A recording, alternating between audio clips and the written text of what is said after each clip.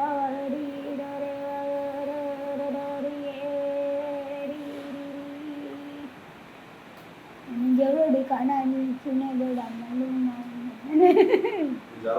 dah baca में बोलता है, हम क्या बोलता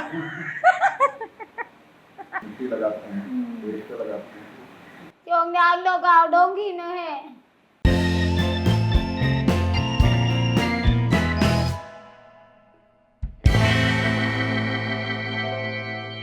नमस्कार दोस्तों, मैं हूं श्याम सुंदर और आप देख रहे हैं मैं भी भारत। जब हम मैं भी भारत के सफर पर जाते हैं तो जो भी कहानियां हमारे सामने आती हैं उनको हम कैमरे में रिकॉर्ड करते चलते हैं, लेकिन उसके बावजूद कुछ बातें, कुछ कहानियां, कुछ घटनाएं ऐसी होती हैं जो कैमरे की कैद से बाहर रह जाती हैं।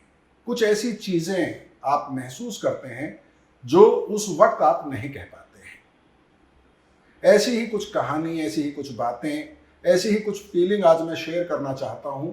और ये फीलिंग्स हैं 5 साल पहले की, जब मैं अंडमान गया था। अंडमान के इंडिजीनियस ग्रुप्स या वहाँ के आदिवासी या जनजाति, जो भी आप कहना चाहें, उनके बारे में आपने बहुत कुछ सुना और पढ़ा होगा। चाहे वो ग्रेट अंडमानी हो, चाहे वो ओंग हो, चाहे वो जारवा हो, चाहे वो सेंटिनली हो, इन सब के बारे में आपने बहुत सारे वीडियोस भी देखे होंगे। इन आदिवासियों के बारे में कहा जाता है कि इनमें से ज़्यादातर अभी भी स्टोन एज में रहते हैं, यानी कि वो पाषाण युग में जी रहे हैं। वो अभी भी आधुनिक दुनिया से बिल्कुल कटे हुए हैं, उनका कोई संपर्क नहीं है। वो बेहद खतरनाक हैं और अगर आप उनके इलाके में जाते हैं तो वो आपके ऊपर आक्रमण कर सकते हैं, आपकी जान ले सकते हैं। खासतौर से जारवाओं के बारे में ये कहा जाता है।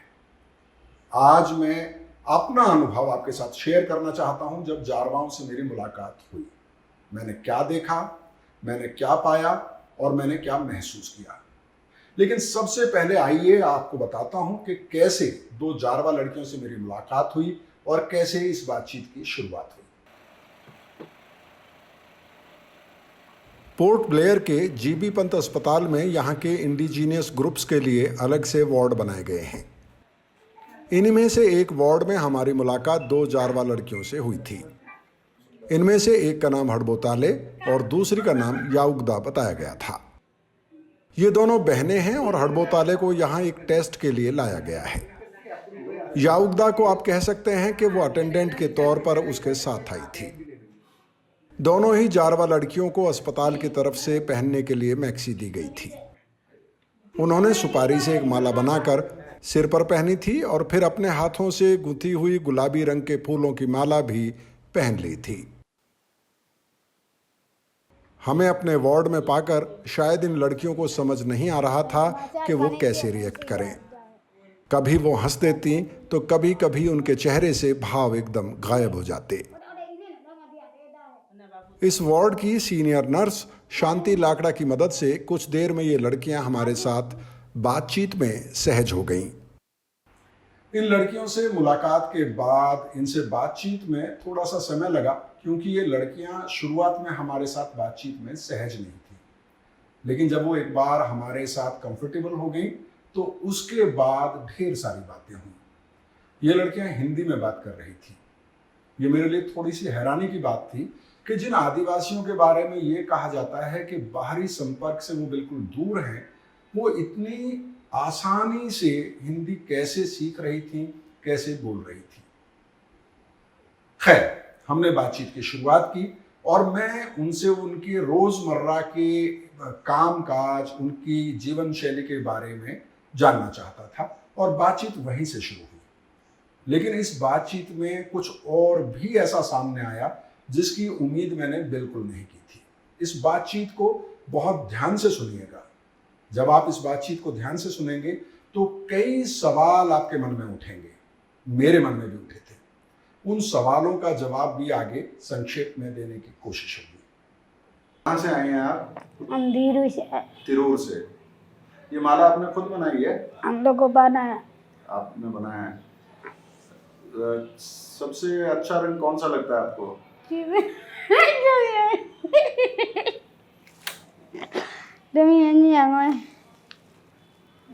भी खुद बनाया है आपने? हम लोग को बनाया। अच्छा, तो ये सिर्फ लड़कियां पहनती हैं या लड़के भी पहनते हैं? लड़की पहनता है। ये वाला सर पे जो लगाया है और dia lagi adalah dia पहनेगा सिर्फ लड़की पहनती है। और इसके नीचे जो लगाया हुआ है पत्ते वाला ये dia है जो दिन खगर है दिन दulu दिन अच्छा। ayah ada gitu तो आप लोग अभी भी आपके यहाँ पे लोग सुअर का शिकार करते हैं? dia letak jangan medah है चावल lagi lo cua नहीं मारता चाली लड़का लो मारता लड़के लोग मारते हैं सुअर।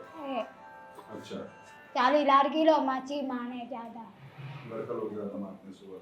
लड़की लोग क्या करते हैं, क्या काम करते हैं? मच्छी मारता है मच्छी मारती हैं। तो मच्छी कांटे से या जाल डालते हैं आप लोग? डोरी से डोरी से। डोरी कहाँ से आता है? dia बाबू लो देता है बाबू लोग देता है। तो तिरूर में सब खाना बाबू लोग खाना देते हैं या आप लोग खुद शिकार करते हैं, शहद इकट्ठा करते हैं, क्या कैसे क्या क्या खाते हैं, थोड़ा बताइए अपने बारे में।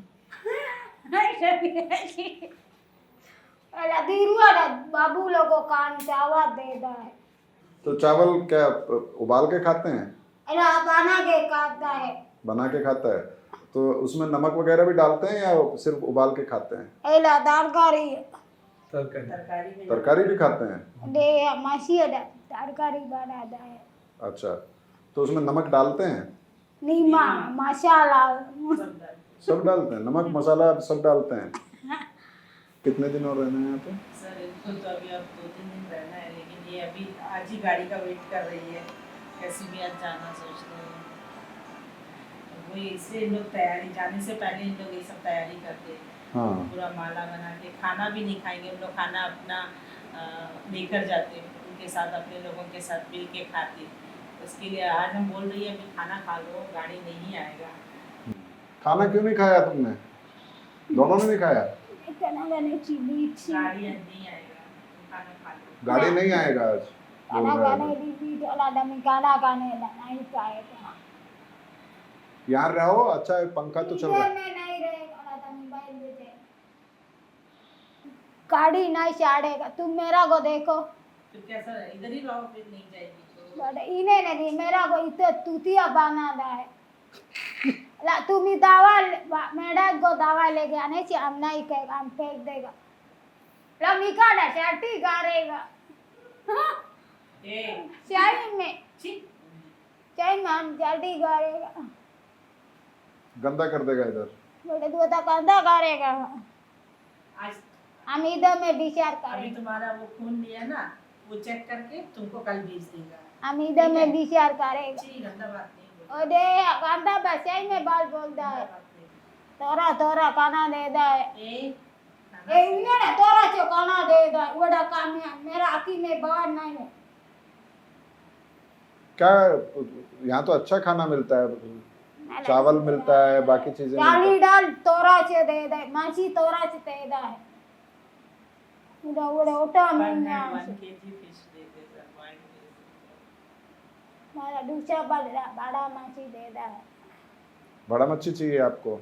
वो डे दूसरा बार में पूरा दे दे तुष्णाबाद में ज्यादा मछली देता है, वो डे ज्यादा माछी दे दे वहाँ तो छोटा हॉस्पिटल है। वो अगर उधर भी कर दे तोरा ये उधर मेरा का है अब और इसे आधा आधा से काटता है। तो दोस्तों, मेरी तरह आपने भी इस बातचीत में कुछ बातें नोटिस की होंगी। उनकी रोजमर्रा की जिंदगी कैसे चलती है, उसमें पुरुष क्या करता है, स्त्री क्या करती है और किस तरह के बदलाव अब उनकी जिंदगी में आ रहे हैं, ये आपने नोटिस किया होगा। आपने उनकी बातचीत में ये सुना होगा कि ये आदिवासी अब पका के खाना खा रहे हैं, उसमें मसाले भी इस्तेमाल कर रहे हैं। लेकिन एक परेशान करने वाली बात या 2 परेशान करने वाली बातें मैंने इस पूरी बातचीत में नोटिस की। पहली बात ये नोटिस की कि उनके समुदाय में भी अब फैसले लेने की ताकत धीरे धीरे पुरुषों के हाथ में सिमट रही है। ये प्रभाव शायद वहीं से आ रहा है जहाँ से वो हिंदी बोलना सीख रही हैं। भाषा के साथ हमारे जीवन मूल्य, हमारे सामाजिक मूल्य भी उनके समाज में प्रवेश कर रहे हैं, जो शायद बहुत अच्छी बात नहीं कही जा सकती है। इसके अलावा आपने जो नोटिस किया होगा कि उन लड़कियों को जब ये बताया जाता है कि वो उस दिन अपने घर तिरूर नहीं लौट सकते हैं, उन्हें 2 दिन और अस्पताल में रहना पड़ेगा, तो वो गालियों का इस्तेमाल करने लगती हैं। आपको किसी शोध में कोई जानकार ये नहीं बताएगा कि जारवाओं की भाषा में अपशब्द या गाली भी होती है। तो ये वो हमसे सीख रहे हैं। खैर, सवाल ये है कि जिन आदिवासियों के बारे में, जिन इंडिजिनियस ग्रुप्स के बारे में ये कहा जाता है कि वो बाहरी संपर्क से लगभग कटे हुए हैं, क्या ये सच है? और जो संपर्क शुरू हुआ, जिसे सीमित संपर्क कहा जाता है, वो कब शुरू हुआ? जो लोग ये दावा करते हैं कि वो पहले व्यक्ति थे जारवाओं से मिलने वाले या सेंटिनली से मिलने वाले, उनके दावे कितने सही हैं? आइए इस पर थोड़ी सी नजर डालते हैं। यह बताया जाता है कि सितंबर 1998 में 200 जारवा पहली बार आक्रामकता छोड़कर जंगल से बाहर आकर समुद्र तट पर एक मैत्री दल से मिले। इस मुलाकात को काफी अहम खबर और ऐतिहासिक घटना बताया गया। कहा गया कि पिछले 200 सालों के प्रयास के बाद पहली बार जारवाओं ने उनकी तरफ बढ़ाए गए दोस्ती के हाथ से हाथ मिलाया था। इसके बाद कई बार मैत्री दल जारवा इलाकों में गए हैं। लेकिन जारवाओं के साथ बाहरी दुनिया के संपर्क की बात की जाए तो उपलब्ध रिकॉर्ड्स के अनुसार 1789 से 1796 वह दौर था जब इन द्वीपों के आदिवासी संसार में पहली बार दुनिया के निर्णायक दखल की शुरुआत हुई। इस दौर में अंग्रेजों ने यहां पर एक बस्ती बनाने का फैसला किया था, लेकिन यहां के कठिन हालात की वजह से 1796 में अंग्रेजों ने अंडमान छोड़ दिया। इसके बाद 1857 में भारत की आज़ादी के लिए लड़ रहे लोगों को सजा देने के लिए एक बार फिर अंडमान में अंग्रेजों ने एक जेल बनाई और इस बार यहां पर स्थायी बस्ती बन गई थी। इसके बाद अंग्रेजों, उनके कर्मचारियों और कैदियों के साथ यहां के आदिवासियों का संपर्क और टकराव होता रहा। इस यात्रा के दौरान हमारी उन लोगों से भी मुलाकात हुई जो आमतौर पर ये दावा करते हैं कि वो उन मैत्री दलों में शामिल थे जो पहली बार जारवाओं से मिलने उनके इलाके में गया था। आप औपचारिक तौर पर आप देखेंगे तो ये दावे सही पाएंगे, लेकिन सच्चाई ये है कि ये मैत्री दल उन लोगों की मदद से ही जारवाओं से मिल पाए थे जो पहले से ही उनके संपर्क में थे। वो कौन लोग थे? वो मछुआरे थे या फिर वो मजदूर थे जो टूटे हुए जहाज़ों का मलबा जमा करने के लिए समुद्र के उस इलाके में जाते थे।